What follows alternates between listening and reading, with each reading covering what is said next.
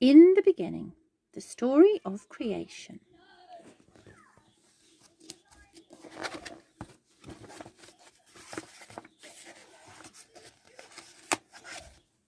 In the beginning, before time began, there was nothing.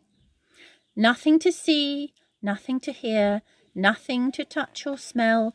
There was only silence. God moved alone through the inky darkness.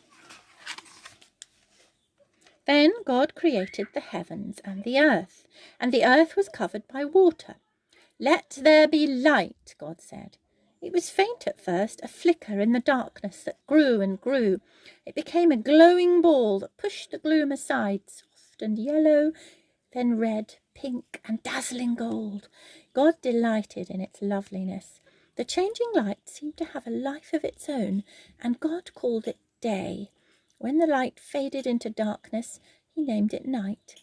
It was the very first day of the world.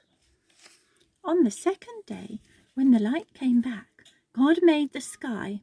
It was soft, bright blue, and it hung over the earth like a canopy. On the third day of the world, God drew back the choppy waters so that solid ground appeared. The great pools of water, blue like the sky and shimmering in the light, he named seas. He called the big muddy areas of ground land. The land was flat and bare, so God shaped it into mountains, plains, and deep valleys. Under his guiding hand, greenery covered the earth. Grasses and plants of every size and shape and colour took root. Sweet-smelling flowers blossomed. Sticky buds opened, and vines coiled upwards. Trees sprang from the ground, their branches reaching for the sky.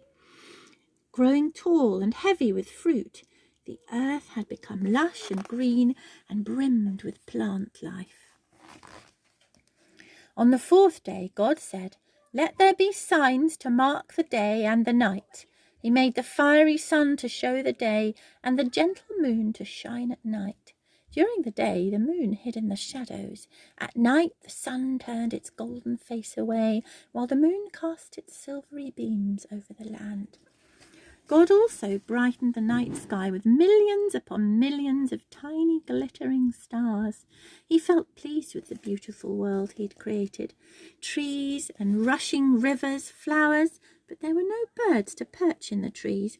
There were no bees to buzz from flower to flower, nor fish to leap through the waves. The only sounds were the whisper of the wind among the leaves and the waves lapping the shores. On the fifth day, God filled the waters with living creatures. Suddenly the sea teemed with fish that moved as one. He made whales that sent great plumes of spray high up into the sky, and dolphins that leapt playfully in and out of the waves. He made jellyfish that shimmered like moonlight, shellfish that sparkled like precious stones, and tiny crabs that waved their claws on the golden sands.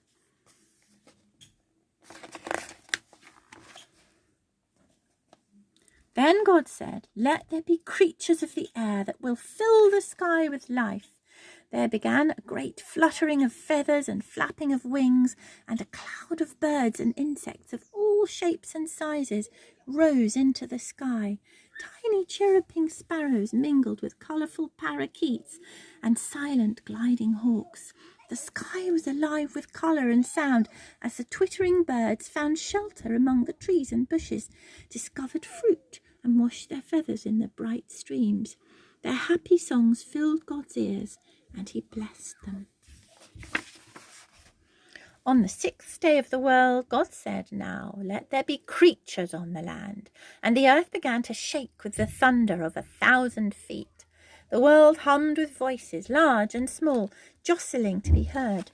Regal lions prowled beside mighty elephants and rhinos.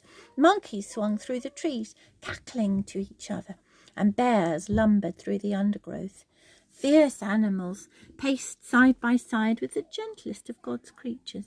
Everyone, from the tiny shrews to the tall giraffes, was looking for a new home. Some liked the cool of the snowy mountains, and some preferred the heat of the rainforests. Snakes slithered into the jungles, crocodiles hid in rivers, and squirrels climbed tall trees. The world pulsed with life. God looked around and was happy with what he saw, but something was missing.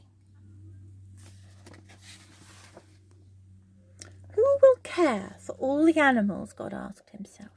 He took handfuls of earth and shaped 2 creatures who looked like him. He called them man and woman. As God poured forth his breath into them, the man and woman began to move. They opened their eyes and stared around them in wonder. Slowly they stretched their arms and legs and rose to their feet. They stood in front of God holding hands, as beautiful and innocent as the new world. God blessed them and named them Adam and Eve. Your job is to look after the wonders I have created, he said. You will rule over the fish in the sea and the birds in the sky and every creature on earth. You will have fruit to eat and water to drink. I want you to enjoy your life here. God's work was done. The world was every bit as beautiful as he had imagined. It was the 7th day, and God rested.